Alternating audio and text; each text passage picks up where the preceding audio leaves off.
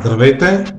Днес ще ви покажа как може да се добави втори домейн контролер в вече съществуващата домейн среда, като за целта първо ще ви покажа как се добавя първия домейн контролер, за да може да покажа разликата в опциите, които дава Windows при инсталиране на втори домен контролер, кои неща могат да се направят, кои не могат, както при първия, така и при втория. За първия домен контролер ще инсталираме Active Directory, защото без Active Directory няма как да се направи някой сервер домен контролер. При втория вече съм го инсталирал, защото стъпките са аналогични и няма смисъл да се повтарят. Откъде става инсталирането на Active Directory? Става от сервер менеджера в Roles, Add Roles. Трябва да добавя самата роля. Ролята, която трябва да се добави Active Directory Domain Services. Когато съм натисна Next, тук ни казва основна информация за Active Directory, има линкове за какво представлява, как работи и така нататък. След това ни казва, че ще бъде инсталирано Active Directory ролята.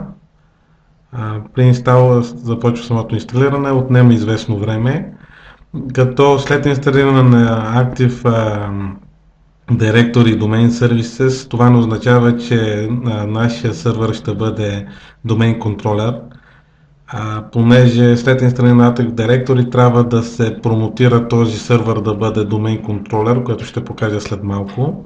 Но за да бъде домен контролер без тази роля няма как да стане.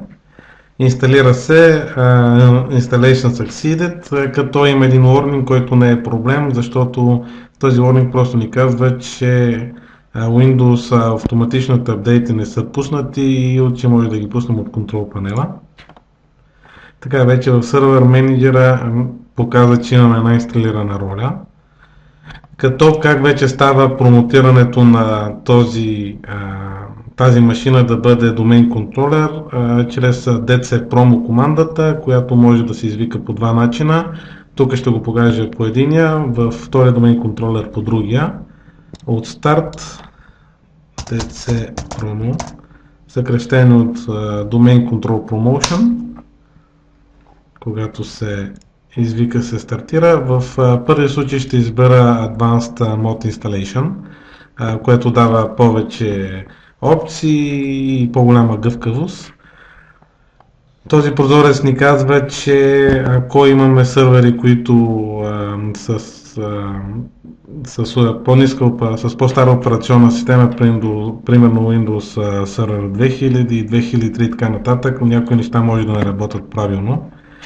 След това имаме опцията да избереме дали да създадем домен контролер във вече съществуващ Forest или да създадем нов домейн в нов Forest. Понеже сега нямам домен контролер създаден, ще кажа, че искам да е нов домейн в нов Forest.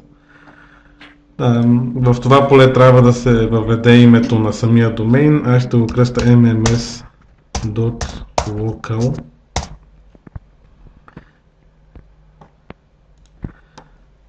Сега започва проверката дали има съществуващ вече такъв домейн. В средата времето за проверка е различно, колкото ни е по-голяма мрежата, с повече компютри, сървъри, домейни и така нататък ще отнеме повече време. При мен, защото е тестова виртуална машина, нямаме други домейни и мина сравнително бързо. NetBIOS Name ще го оставя също MMS. За левела на Forest, това е Functional Level, т.е. какви фичъри да се добавят и спрямо коя версия на Windows Server. Ако избера Windows Server 2008 R2, това означава, че ще инсталира всички фичъри, всички функционалности, които идват с 2008 R2 сървъра, но ако тези функционалности ги няма в предишните версии, то може да не работят добре. Ако имате сървъри, които работят с по-стара операционна система, проверете дали тези функционалности, които с 2008 ще са съвместими с тях.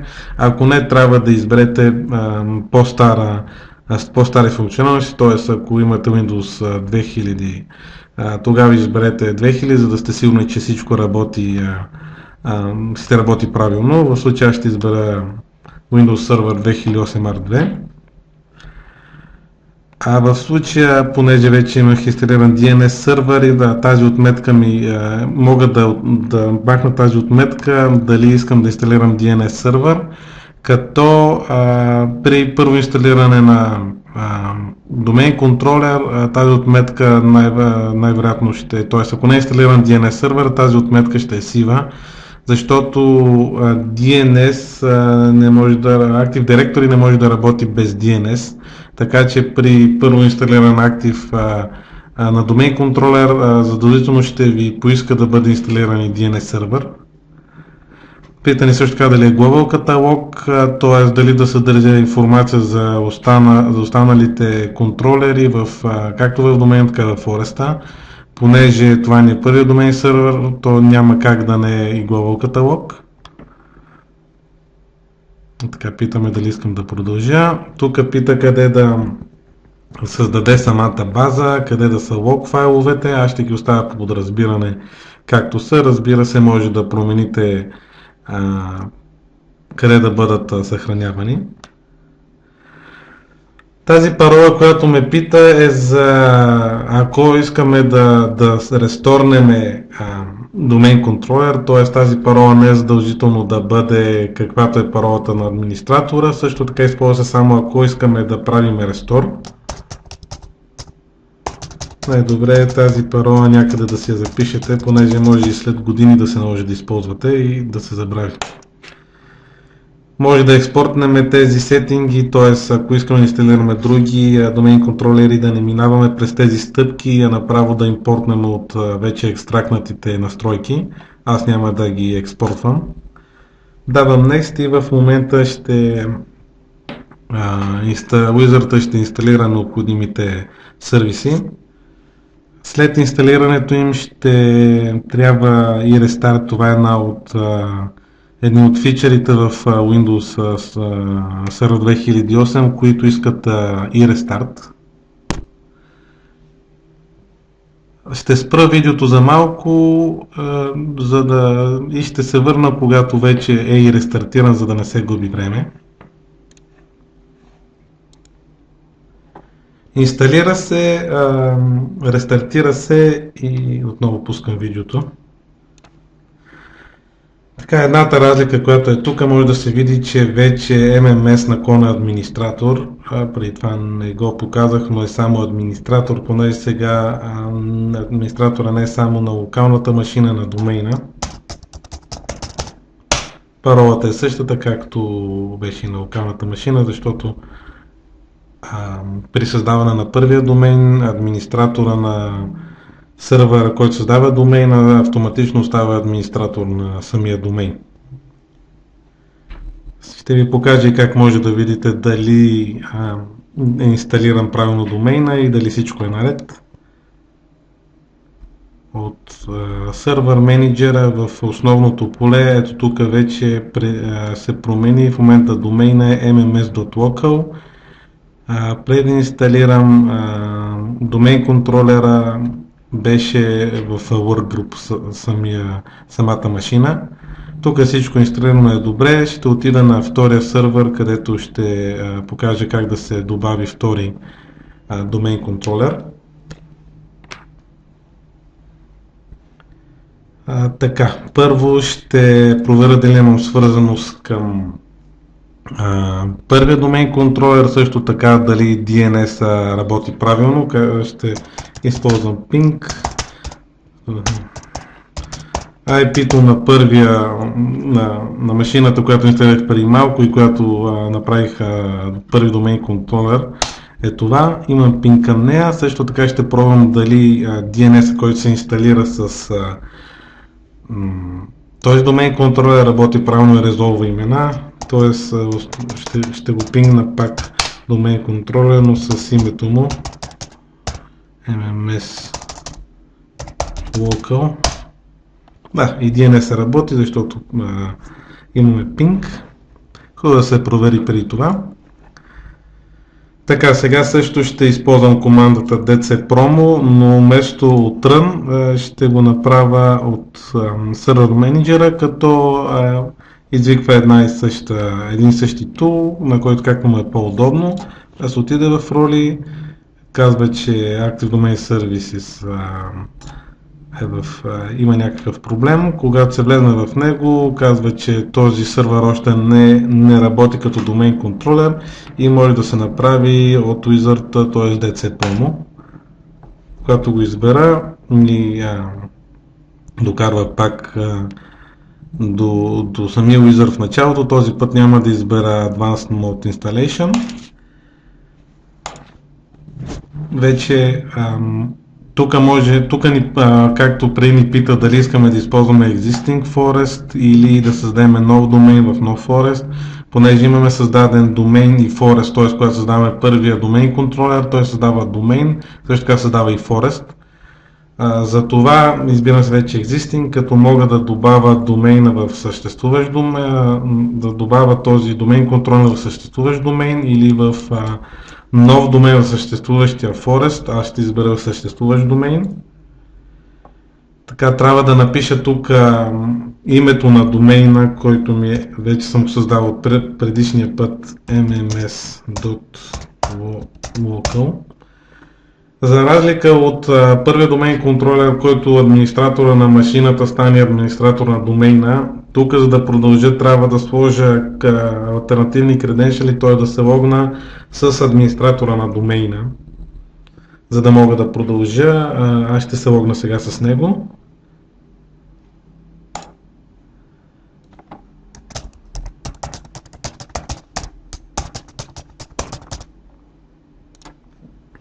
И вече ми дава да дам Next. Намери ми домейна, в случая е само един в целия Forest. Ако имах създадени и други домейни в Forest, ще може да ми изкара и другите, за да мога да си избера. В случай избирам единственото, което имам като опция, Next. Тук ме пита дали да създам нов сайт или в дефолт сайта. Аз ще кажа, че са в този сайт. Идеята на сайтовете е, че в един домейн може да групираме домейн контролери по сайт, т.е. по мрежа, т.е. които се намират в една мрежа, да са в един сайт, други в друг сайт. Обикновено се прави, ако физически има различни локации, т.е. ако има локация в София, другата е в Варна, в Пловдив и така нататък, т.е. може да създадем различни локации, като локация не е задължително да е по физическо разпределение и да е далеч, т.е. може и в един квартал да са различни офиси, но ако имаме различни мрежи на самата локация, е хубаво да се направят в различни сайтове. В случай аз нямам различни сайтове, така че давам Next. Тук вече ме пита дали този домен контролер искам да е DNS сервер, дали да играе ролята, дали да е Global каталог, които някои от опциите не ми бяха активни преди. Аз също ще си избера и този да е DNS сервер. Global каталог е дали да има цялата информация за домейна и за фореста. Ще го оставя Global каталог и Read Only Domain Controller. Идеята му е, че ако задам тази отметка, този домен контролер на този домен контролер няма да може да се правят промени. Т.е. той ще има цялата информация, ще се репликира информацията от другите домен контролери, но ако някой администратор се логне на него, няма да може да направи проблем. Да направи промяна.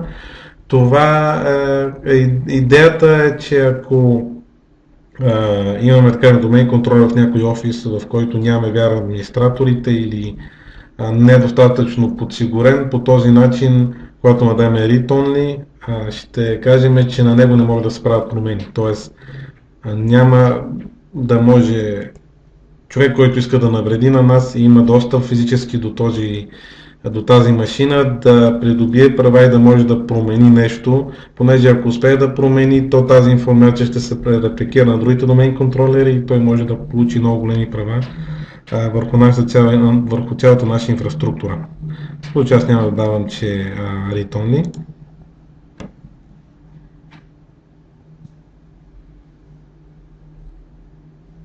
Изиска малко време. Така, пита ни, че ще се създаде, че ще се създаде DNS сервер и така нататък, дали искаме да продължим, казваме да. Тук също ни пита къде да е самата база, къде да са логовете, къде да е syslog файла, аз ще ги оставя под разбиране, където ми предлага самия Windows.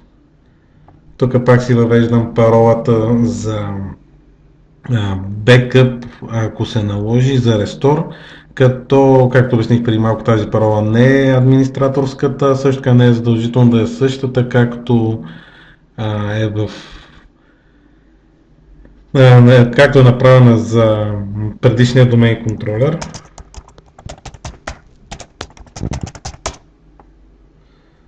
Сложих друга парола, не се вижда, но е друга, така че също ми даде да продължа, т.е. паролата не е задължително да е както на другите и така нататък. Няма да експорвам сеттингите, next. Вече това е последната стъпка, в която Wizard ще създаде, ще гадне тази машина като домейн, след това ще иска и рестарт, като каква е идеята да имаме повече от един домейн контролери. Ако имаме само един домейн контролер в нашата среда, то тогава имаме single point of failure, т.е. ако понеже държиме цялата информация на контролера като юзери, потребители, политики и така нататък, ако този домейн отпадне по някаква причина, хардуерен проблем, проблем при самата конфигурация или пък дори само рестарт, то ще изгубим информация или поне ще няма да бъде налична, докато не бъде оправен проблема. Ако е хардуерен, да кажем да смениме захранване, дори само ако нямаме проблем, но само се рестартира самия сървър поради някаква причина, да кажем апдейти, по време на рестарта няма да имаме достъп до него, т.е. служителите в компанията няма да могат да изпълняват нормално своите задачи.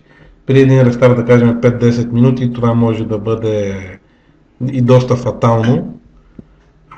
Така че за това се използва да има няколко домейн контролери. В една голяма компания може да има десетки такива контролера. А пък в международна компания може да стигнат и до стотици. Още се инсталира, като също това време за инсталация зависи от хардуерните настройки, от хардуерните компоненти, т.е. колко е мощен самия сървър, както и от големината на самата вече изградена мрежа. Аз ще спра видеото за малко и когато се инсталира ще го поднова.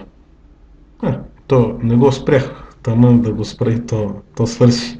Оплашихме го.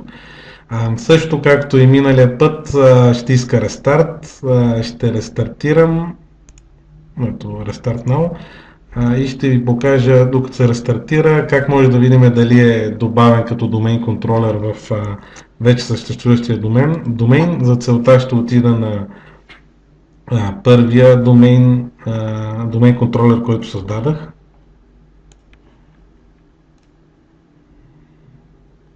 Вече ще си избера Active Directory Servers, Users and Computers. Къде може да го видя това? Windows автоматично ще добави следващия домейн контролер в съществуващия домейн. Няма да го добави като компютър или като юзър, а ще го добави в Domain Controllers. Вече го и добавил. Ето виждаме MMSDC 02, който е GS от Global каталог. Ако не бях избрал общата Global каталог, тук нямаше да седи, че Global каталог. В случая вече е добавен и имаме втори домейн контролер в нашия съществуващ домейн. По същия начин може да се създадат домейн контролери и да създадат втори, трети и колкото искаме домейн контролера, както в самия домейн, така може да се направи и втори домейн в Forest. Показах откъде са стъпките. Горе-долу е това. Благодаря ви за вниманието.